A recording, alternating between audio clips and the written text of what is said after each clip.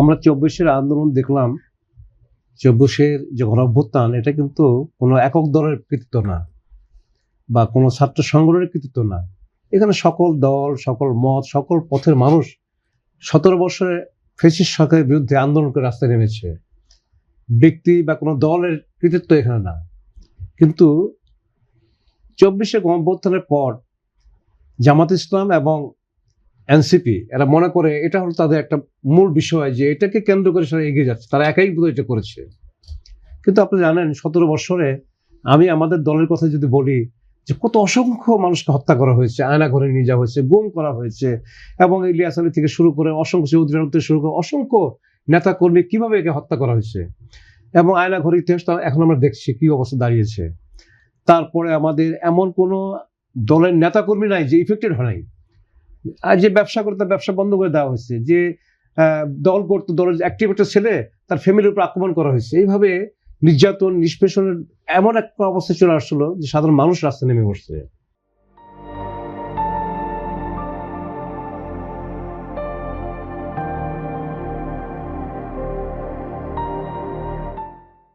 ছাত্ররা, হ্যাঁ নিঃসন্দেহে তারা তো কোটা বিরোধী আন্দোলন করতে, যে বৈষম্য বিরোধী আন্দোলন করতে, যে তারা রাজপথে যখন নামলো তখন সমস্ত রাজনৈতিক দলে, যে ওনাদের কমিউনিস্ট পার্টি বলেন, ছাত্র ইউনিয়ন বলেন, ইসলামী ছাত্র শিবির বলেন, ছাত্র দল, সমস্ত রাজনৈতিক দলগুলো একত্রিত হয়ে কিন্তু রাস্তায় নামছে। এবং আপনি জানেন প্রায় ১০০ ছেলে বাচ্চা শিশু তাদেরকে হত্যা করা হয়েছে। প্রায় ২,০০০ ছেলে মেয়ের জীবন নাশ করা হলো, রক্তাক্ত করা হলো ঢাকা শহরে। প্রায় ২০ থেকে ২৫,০০০ ছেলে মেয়ে এখনো মৃত্যুর সঙ্গে কাটাচ্ছে, যুদ্ধ করছে।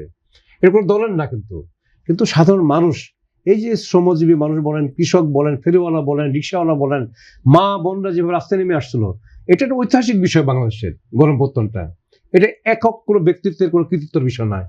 আজকে জামাত মনে করে এটা আমরাই বোধ করেছি। তা আমরা যে আপনি তখন তো আপনাকে দেখি নাই রাস্তায়, ছাত্র শিবিরকেও আমরা রাস্তায় দেখি নাই যে আন্দোলন করছে। তো যাও, আমি সেই বিতর্কে যেতে চাচ্ছি না, কিন্তু সবারই কন্ট্রিবিউশন আছে এই আন্দোলনে। কাজে বিএনপি আন্দোলনকে বাইপাস করে, ওই যে সাহেব বললেন যে বাইপাস করে যেটা করে, সেটা না। বিএনপি তো ৫ মাস একটা সরকার। আপনার কাছে আমার প্রশ্নটা ছিল যে জামাত কি সংবিধান সংশোধন বা সংস্কার করে ৭১-এর পরাজয়ের প্রতিশোধ নিতে চায়? আপনি তাই মনে করেন? না, আমি এটা মনে করতেছি না। আমি মনে করি জামাত ওই যে কথাটা বললেন, অনর্থক একটা বিষয়কে সামনে নিয়ে এসে এটা টাইম কিল করতেছে, সরকারকে বিতর্কিত করার চেষ্টা করা হচ্ছে।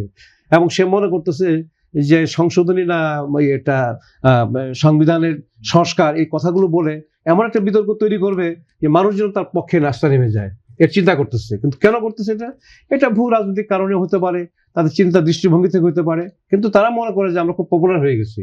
ভূ রাজনীতি কি আছে এখানে? ভূ রাজনীতি আছে এখানে। দেখেন বাংলাদেশের ভূ রাজনীতির কারণ তো আমরা দেখতে পাচ্ছি এখন, যে আমাদের ৪,০০০ বর্গ মাইলের বাংলাদেশের সীমানায় কি ঘটতেছে, সেখান থেকে কিভাবে আমাদের তারেক রহমানকে ভারতে নিয়ে যাওয়ার জন্য পাগল হয়ে গেছে, সব অস্থির হয়ে গেছে। কেন এত অস্থিরতা, কি কারণ আছে? হ্যাঁ, এগুলো অনেক চিন্তা ভাবনা করে দেখা যাচ্ছে দেশের মধ্যে একটা অস্থিরতা তৈরি করা হচ্ছে, বাইরে একটা অস্থিরতা আছে, দেশের মধ্যে অস্থিরতা তৈরি করা হচ্ছে, জ্বালানি সংকট তৈরি করা হচ্ছে, তেল সংকট তৈরি করা হলো, বিভিন্ন সেক্টরে আইন শৃঙ্খলার অবনতি ঘটনা হচ্ছে, বোমা বিস্ফোরণ করা হচ্ছে বিভিন্ন জায়গায়। তার একটা অ্যানার্কিজম, একটা অস্থিরতা তৈরি করা হচ্ছে, যেটা প্রেশার দেওয়া হচ্ছে সরকারের উপরে। ৫ মাস ৬ মাস একটা সরকার, এই তার উপরে যে এই প্রেশারটা দিয়ে আপনি কি করতে চাচ্ছেন? কারা এই প্রেশার দিচ্ছে? এটা বিরোধী দলের নামে যারা করতেছে তারাই করতেছে, এগুলো তারাই করতেছে। শিক্ষাঙ্গনে দেখেন কি করলো তারা, হ্যাঁ শিক্ষাঙ্গনে করতেছে, বিভিন্ন জায়গায় করতেছে, তারা এই কাজগুলো করতেছে। ৬ মাসের মাথায় তারা বিএনপিকে পদত্যাগ করতে বাধ্য করতে চায়। এই কথাগুলো যখন বলে তখন মানুষ তো এটা চিন্তা করে যে কেন এত তাদের মধ্যে বিভাজন হয়ে গেল। ফ্যাসিস্ট বিরোধী আন্দোলন সকল দল একমত ছিল, আজকে এমন কি ঘটনা ঘটলো বাংলাদেশে যে আপনি বিভাজনে তৈরি গেলেন? কারণটা কি? একদিকে আমাদের আন্তর্জাতিক একটা প্রেশার কাজ করতেছে, আর একদিকে দেশের মধ্যে একটা অস্থিরতা তৈরি হচ্ছে।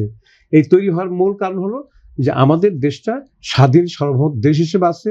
এখানে আমাদের স্বাধীন পতাকা, স্বাধীন সার্বভৌমত্ব, আমাদের জাতীয় সঙ্গীত, জাতীয় চেতনা এবং বাংলাদেশি জাতীয়তাবাদের আলোকে যে সকল বর্ণ ধর্ম মানুষকে একত্রিত করার যে রাজনীতি জিয়া রহমান করে গেছেন, সেই রাজনীতিকে প্রতিষ্ঠা করতে চাচ্ছে তারেক রহমান সাহেব, এবং ওই একই ধারায় রাজনীতি করতে চাচ্ছেন, যে কারণে আজকে এই অ্যানার্কিজম শুরু হচ্ছে দেশের মধ্যে।